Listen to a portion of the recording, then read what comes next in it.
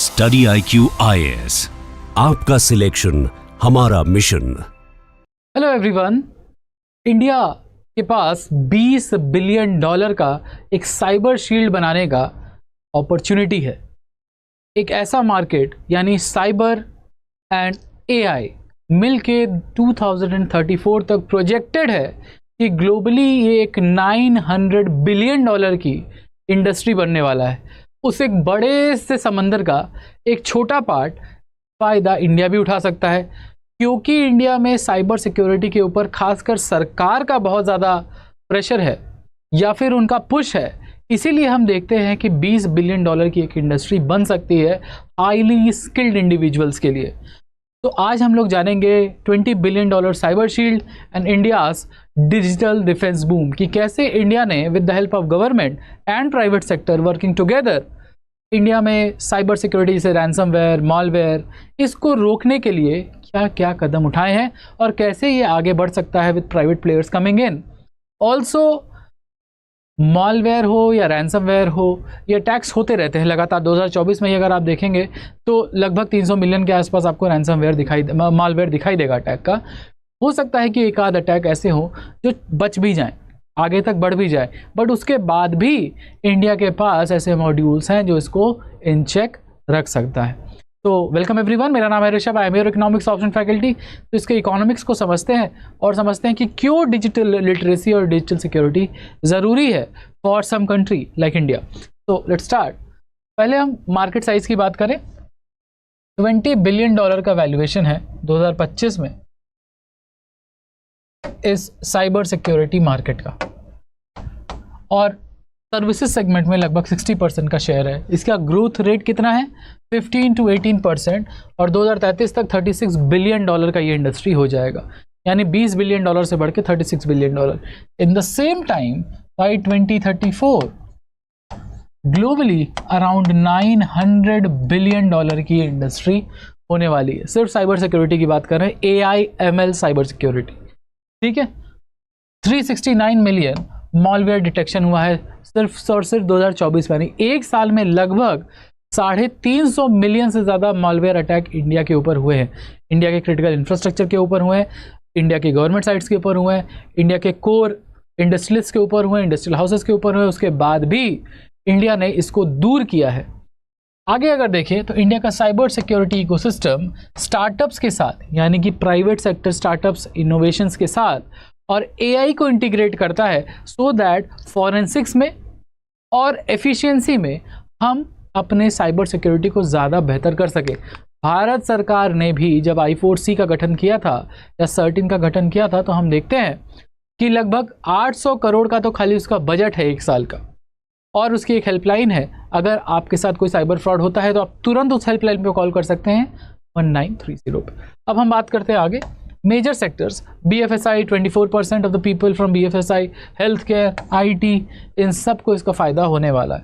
Urban hubs जैसे बेंगलोर, जैसे मुंबई, ये तो है ही आगे, पर Tier 2 cities like Hyderabad, Lucknow, ये भी अब धीरे धीरे आगे आ रहे हैं साइबर सिक्योरिटी और IT इंटीग्रेशन में, with the private sector and the public sector working together, one of its model।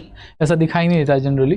देखो, और अगर आपको कोई भी डाउट है इकोनॉमिक्स से रिलेटेड या एडमिशन से related, share your doubts on rishabh.singh@studiiq.com और फॉलो मी ऑन हिप्पोनॉमिक्स।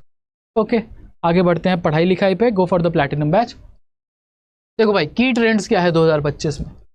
ट्रेंड्स ये है कि आर्टिफिशियल इंटेलिजेंस और मशीन लर्निंग को अब इंटीग्रेट किया जा रहा है ताकि रियल टाइम थ्रेट्स को काउंटर किया जा सके। जनरली रिएक्टिव अप्रोच होता है साइबर सिक्योरिटी। अरे भाई, जब चोर चोरी करेगा तभी तो पुलिस आएगी, बट अब प्रोएक्टिव अप्रोच की तरफ जा रहा है ताकि पैटर्न्स को रिकॉग्नाइज किया जा सके और इससे पहले कि कोई साइबर क्राइम हो उसको पहले ही रोका जा सके। प्रोएक्टिव अप्रोच, इसमें हम देखते हैं zero trust and quantum resistant tech लाया गया है AI/ML से।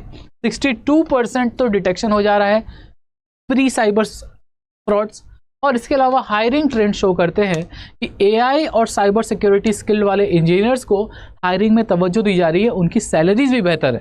तो अगर आप AI और मशीन लर्निंग अपना बेहतर करते हैं तो आपको CERT-इन की तरफ से या प्राइवेट सेक्टर की तरफ से साइबर सिक्योरिटी एक्सपर्ट की तरह हायर किया जा सकता है। ट्रेंडिंग क्या है अभी कि AI powered defence against fishing and focus on internet of things and 5G security. ये है अभी फोकस। तो ये हुआ आपका एम्प्लॉयमेंट वाला पार्ट। नाउ मूविंग फॉरवर्ड कि चैलेंजेस हैं, क्योंकि कोई भी नई चीज़ आएगी तो चैलेंज भी होगा। सबसे बड़ा चैलेंज है जो लगातार इंडिया जैसी कंट्री के ऊपर साइबर अटैक्स होते रहते हैं। ये साइबर अटैक्स होने नहीं चाहिए बट होते हैं। तो सिर्फ रैंसमवेयर्स आप देखिए लगभग 150 के आसपास है। रैंसमवेयर मतलब कि आपकी कोई साइट को या फिर आपके किसी क्रिटिकल इंफ्रास्ट्रक्चर को क्या किया, हैक कर लिया और साइबर क्राइम हो गया, साइबर अटैक हो गया। अब उसको बाहर निकालने के लिए आपसे पैसे की डिमांड की जाए, रैंसम, ठीक है, फिरौती की डिमांड की जाए आपसे। तो 150 ये हुए हैं। हमने देखा है कि लगभग 400 मिलियन के आसपास तो मालवेयर अटैक हुए, ठीक।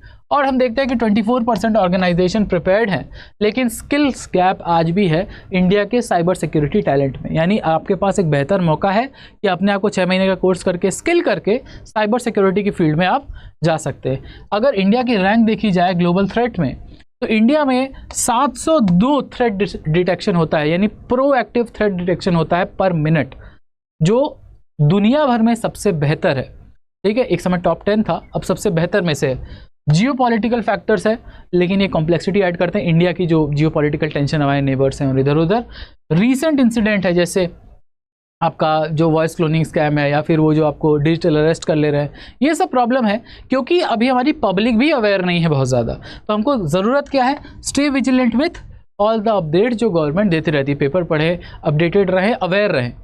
आगे देखा जाए अगर कि गवर्नमेंट का इनिशिएटिव क्या है, तो सर्टेन है, यहाँ पे AI एनालिटिक्स का यूज़ किया जाता है। सर्टेन इंडिया का साइबर सिक्योरिटी के अगेंस्ट लड़ने के लिए एक आपका ऑर्गेनाइजेशन है, ठीक।